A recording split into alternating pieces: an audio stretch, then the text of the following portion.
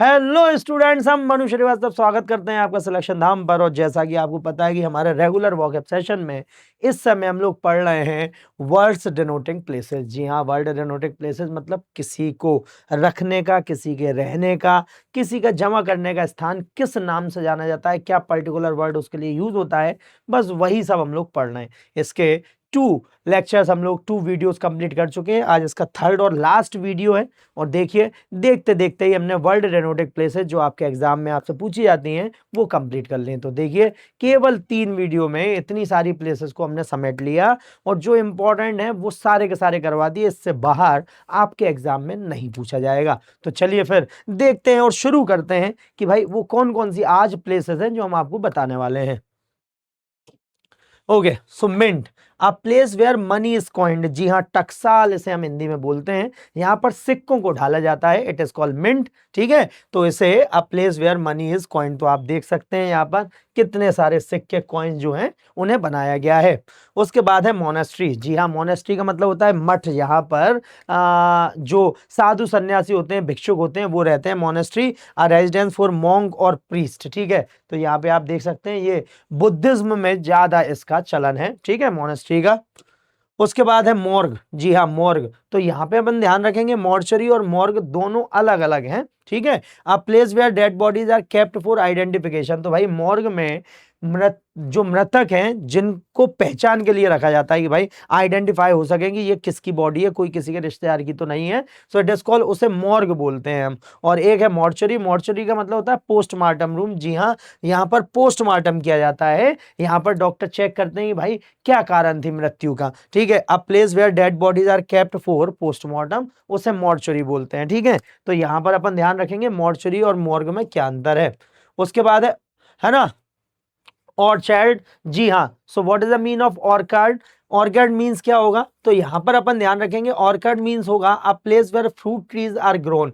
तो भाई एक ऐसा स्थान यहां पर, जैसे अपन फल वाटिका बोलते हैं। ठीक है, तो भाई यहां पर फल लगाए जाते हैं, उसके लिए ये वर्ड आता है। उसके बाद है ऑर्फनेज। जी हाँ, ऑर्फनेज मतलब अनाथालय, अनाथ आश्रम। ठीक है, a place where orphans are housed. तो यहाँ पर जो लावारिस बच्चे होते हैं, ठीक है, जो यतीम बच्चे होते हैं, उन्हें रखा जाता है। It is called orphanage.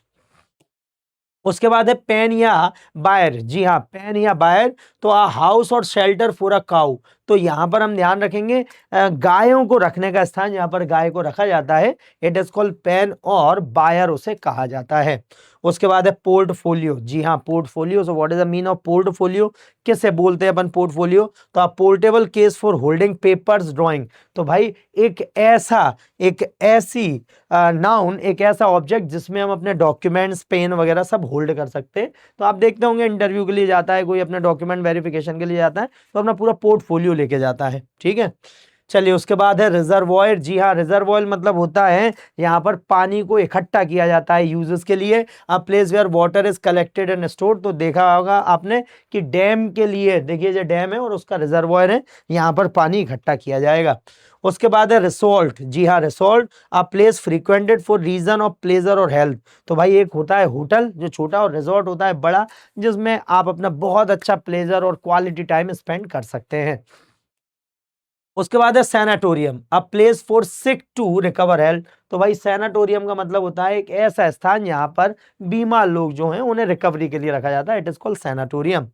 उसके बाद है स्कर्ली। जी हाँ, स्कर्ली। तो a place where plate, dishes, pots and other cooking utensil are washed up. तो भाई किचन का वो एरिया जहां पर बर्तनों को साफ किया जाता है, गंदे बर्तन जो हैं उन्हें साफ किया जाता है, क्लीनिंग होती है उनकी।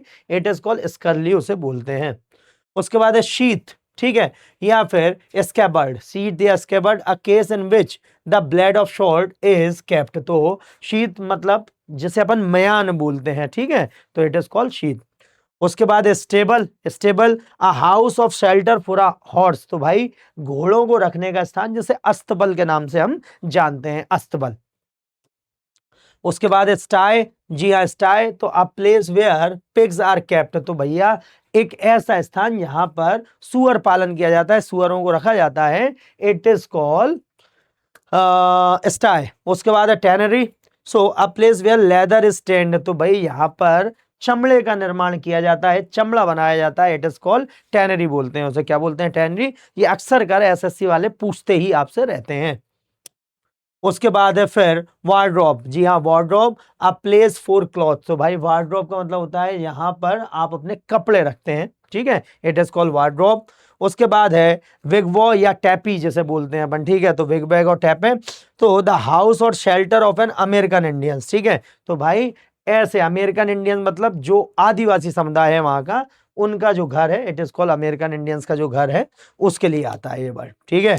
तो चलिए देखिए, देखते ही देखते हम लोगों ने अपने पूरे वर्ड डिनोटिंग प्लेसेस कंप्लीट कर लिए। तो चलिए अब मिलते हैं नेक्स्ट वीडियो में, कुछ नया शुरू करते हैं, देखते हैं कि आने वाले एग्जाम में वो कौन से वर्ड होंगे जो हम आपके लिए लेकर आएंगे और जो आपको आपके एग्जाम में मिलेंगे भी।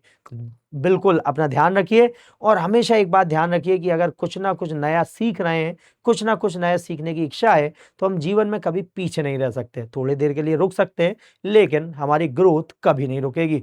तो चलिए मुलाकात करते हैं अपने नेक्स्ट वीडियो में। जय हिंद, जय भारत।